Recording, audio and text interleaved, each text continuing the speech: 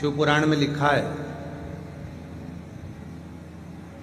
भागवत कथा के यजमान थे राजा परीक्षित, श्री रामचरितमानस के यजमान थे काशी नरेश,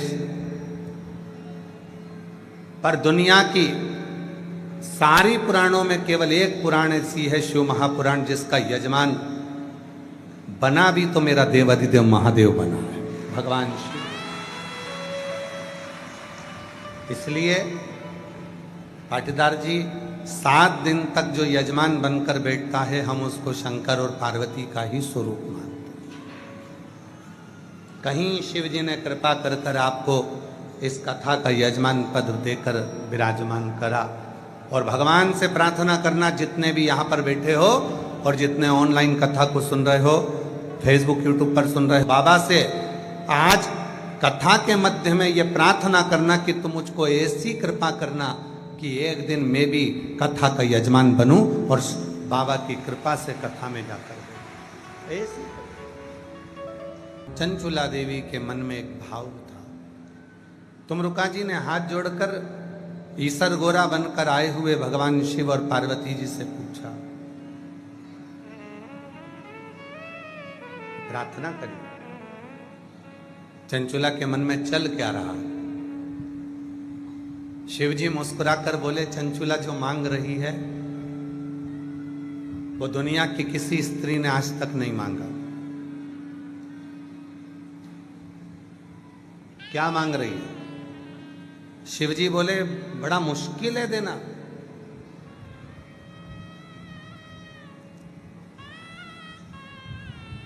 जो चंचुला मांग रही है वो संसार की कोई स्त्री ने, कोई पुरुष ने आज तक नहीं मांगा, और इस अवस्था में आने के बाद तो कभी नहीं मांगा। तुमरुका जी ने पूछा कि आप बताओ, मुझे तो मालूम पड़े कि शिव महापुराण की कथा सुनने वाली चंचुला देवी आखिर मांग क्या रही? शंकर जी कहने लगे, विधि के विधान को पलटना पड़ेगा, ब्रह्मा के लेख को पलटना पड़ेगा, संसार की रीत को बदलना पड़ेगा जो चंचुला मांग रही है। तो भगवान तुमरुका जी ने पूछा, मांग क्या रही है?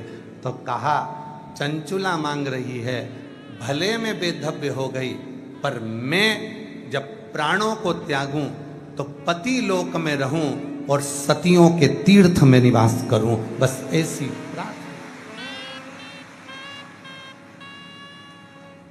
जहां अखंड सौभाग्यवती सतियां रहती हैं, जहां सावित्री रहती है, जहां अनसुईया रहती है, जहां पार्वती रहती है, जहां सती रहती है, जहां ललिता रहती है, जहां स्वयं मां जगत जननी जगदम्बा अंबा स्वयं निवास करती है, जिस सती लोक में लक्ष्मी रहती है, जिस सती लोक में पार्वती रहती है, जिस सती लोक में स्वयं ब्रह्माणी रहती है, जिस सती लोक में सावित्री, अनसुईया, अनेक अनेक संसार की सारी सतियां जिस लोक में निवास करती हैं, उस लोक में चंचुला कहती है कि मुझे जाना है, मुझे जाना, उस लोक में मेरा निवास होना चाहिए।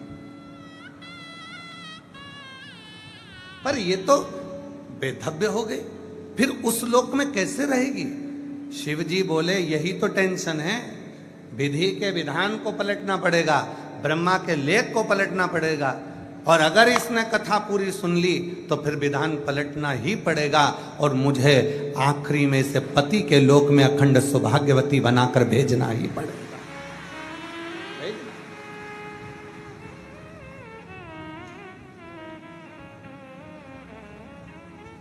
पूरी दुनिया में, पूरे संसार में, पूरे ब्रह्मांड में केवल और केवल एक शिव महापुराण की कथा ही एक ऐसी है कि कुंवारी कन्या सुने, सौभाग्यवती नारी सुने, चाहे वैधव्य नारी सुने, चाहे बच्चा सुने, चाहे बूढ़ा सुने, चाहे गर्भवती नारी सुने, चाहे कोई पलंग पर पड़ा है वो भी सुने, और उसके हृदय में जो कामना होती है वो कामना उसकी पूर्ण जरूर होती है। ये शिव महापुराण का प्रताप, जो कामना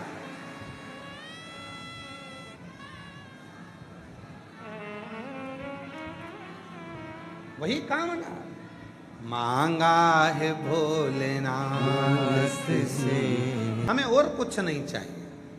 जो हमने विचार करा, तुमरुका जी हाथ जोड़कर भगवान ईश्वर और गोरा शिव और पार्वती से बोलते हैं, अब आप बताओ क्या चंचुला देवी को वो मिल जाएगा जो उसने मांगा है? जो भगवान शंकर ने तुमरुका जी से कहा, शिव महापुराण की कथा के प्रारंभ में महत्तम में, आज इस व्यासपीठ से आप सबको कहूं, शंकर जी ने अपना स्थान छोड़कर खड़े होकर कहा, सुनो तुमरुका जी, केवल चंचुला नहीं, संसार में जन्म लेने वाला मनुष्य अगर दिल से मेरी इस पवित्र कथा को श्रवण करेगा तो जैसे चंचुला ने जो मांगा वैसा उसको दिया, और जिसकी जो कामना होगी उसको वही प्राप्त हो जाए। जो मांगा उसे वो मिल गया। जो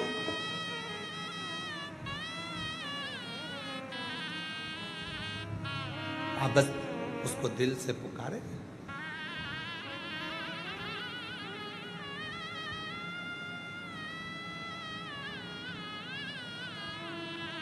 कल एक बात कही थी,